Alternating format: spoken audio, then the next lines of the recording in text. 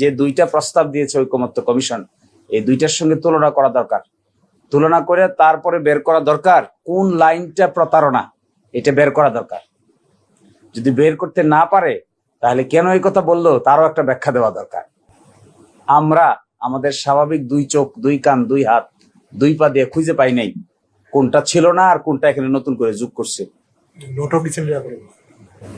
তাহলে প্রশ্নটা কি দাঁড়াচ্ছে? ওনারা প্রতারণা কোন জিনিসটাকে বলতেছেন এইটা শুনেন।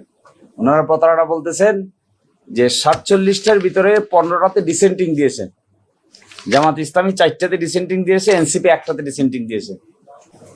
ওনারা বলছেন এই ডিসেন্টিং কথাটা তফসিলে উল্লেখ ছিল না, উল্লেখ নাই কেন, এটাই প্রতারণা।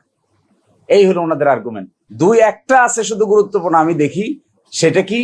সেটা হলো 10 বছরের বেশি কেউ প্রাইম মিনিস্টার থাকতে পারবেন না, গ্যাপ দেওয়া হোক একসাথে হোক, এটা একটা গুরুত্বপূর্ণ।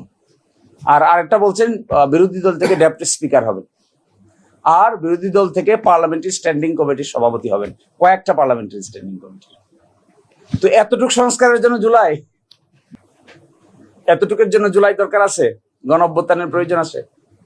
আমি কনক্লুশনটা এভাবে ড্র করি, আমি কথাগুলি একটু ব্যঙ্গাত্মক শব্দ ব্যবহার করেছি, এটা করেছি বোঝার জন্য, কাউকে হার্ট করার জন্য না।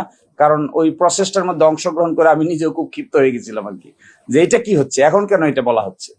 ঐকমত্য কমিশন সরকারকে রিকমেন্ডেশন দিয়েছে, 2 সেটস রিকমেন্ডেশন। একটা বলেছে একটা ড্রাফট হবে, ড্রাফটটা ভোটে যাবে।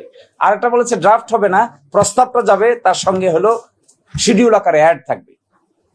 একটা অটোমেটিক হয়ে যাবে 270 দিন পরে, ড্রাফট আকারে যেটা পাঠাবে, আর পরের অপশন যদি এক্সারসাইজ করে তাহলে অটোমেটিক হবে না, ওটা বিল আকারে আইনে বাস্তবায়ন করতে হবে। এই তো ভেরি ইজি জব, রাস্তা একেবারে ক্লিয়ার করে দিয়েছেন।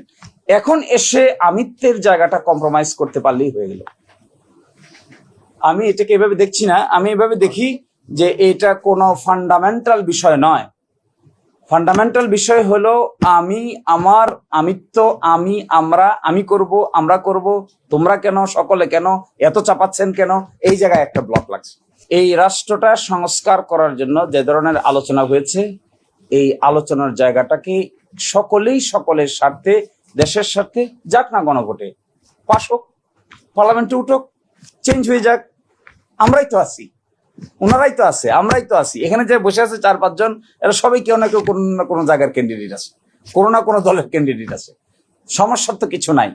কিন্তু যদি এটা না করে আমরা আবার সেই গণ অভ্যুত্থানের জায়গাটাকে ধরতে হবে। কিন্তু এই আলোচনা করে গণ অভ্যুত্থানের স্পিরিটটা নষ্ট হচ্ছে।